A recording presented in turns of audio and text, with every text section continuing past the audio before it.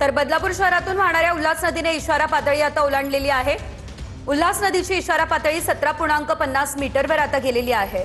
तर या दरम्यान आता प्रशासनाने सतर्कतेचा इशारा हा नदीकाठच्या भागातल्या सर्व नागरिकांना दिलेला आहे। पाऊस पडत आहे आणि त्याचा परिणाम बदलापूरच्या उल्हास नदीवर पाहायला मिळत आहेत। सध्या मी उल्हास नदी चौपाटीवर आहे। आपण जर ह्या ठिकाणी बघितलं, उल्हास नदीने अकराल विकराल रूप धारण केलेलं आहे।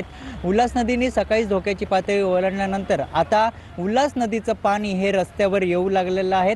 हा जर आपण नवीन पूल पाहिला तर तो नवीन पूल आता वाहतुकीसाठी पोलीस असतील, अग्निशमन दलाने बंद केलेला आहे, कारण की कुठल्याही प्रकारची या ठिकाणी दुर्घटना घडू नये यासाठी बंद करण्यात आलेला आहे। सध्या उल्हास नदीने अकराल विकराल रूप धारण केलेले आहेत आणि आता उल्हास नदीचं पाणी रस्त्यावर येऊ लागलेलं आहे। त्यामुळे या ठिकाणी बॅरिकेडिंग लावून पोलिसांनी, आपत्ती व्यवस्थापनाने आणि अग्निशमन दलाने या ठिकाणी बंद करण्यात आले आहेत। काही नागरिक ह्या पाणी बघण्यासाठी या ठिकाणी दाखल झालेत, मात्र पोलिसांकडून देखील वारंवार सूचना देत आहेत की कुणीही या ठिकाणी येऊ नका, असे देखील सूचना पोलिसांकडून देण्यात येत आहेत। मात्र आता उल्हास नदीने अकराल विकराल रूप धारण केल्यानंतर आता बदलापूर शहरामध्ये पूर परिस्थिती निर्माण होण्याची भीती व्यक्त होते। कॅमेरामन साहिलसह मयुरेश जाधव, TV9 मराठी, बदलापूर।